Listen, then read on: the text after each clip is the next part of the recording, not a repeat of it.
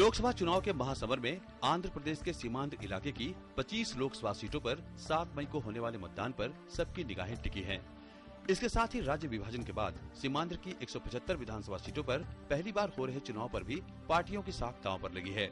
2009 में कांग्रेस आंध्र प्रदेश में मजबूती के साथ उपस्थित थी, लेकिन वाईएसआर के आकस्मिक निधन से पार्टी को झटका लगा और कांग्रेस राज्य में कमजोर होती गई। पिता की राजनीतिक विरासत संभालने के लिए कांग्रेस छोड़ जगन मोहन रेड्डी ने अलग पार्टी बना ली। सीमांध्र में अब जगन के नेतृत्व वाली वाईएसआर कांग्रेस की उपस्थिति ने टीडीपी और कांग्रेस दोनों पार्टियों को सकते में डाल रखा है।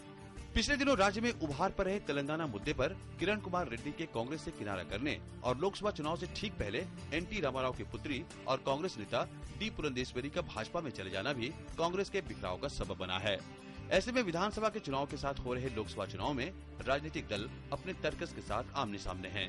175 सीट वाले राज्य के लिए वाईएसआर कांग्रेस और टीडीपी को अधिकतम सीटें जीतने का भरोसा है।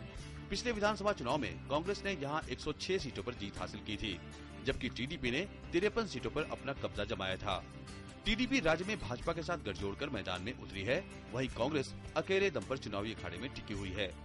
लोकसभा चुनाव के लिए विशाखापट्टनम की सीट से सबसे ज्यादा 22 उम्मीदवार अपनी किस्मत आजमा रहे हैं।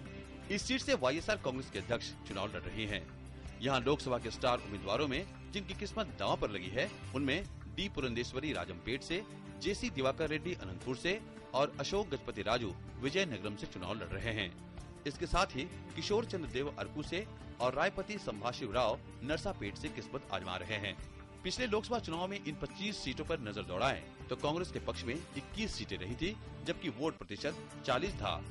4 सीटें टीडीपी के खाते में गई थी और पार्टी का मत प्रतिशत 33.62 था।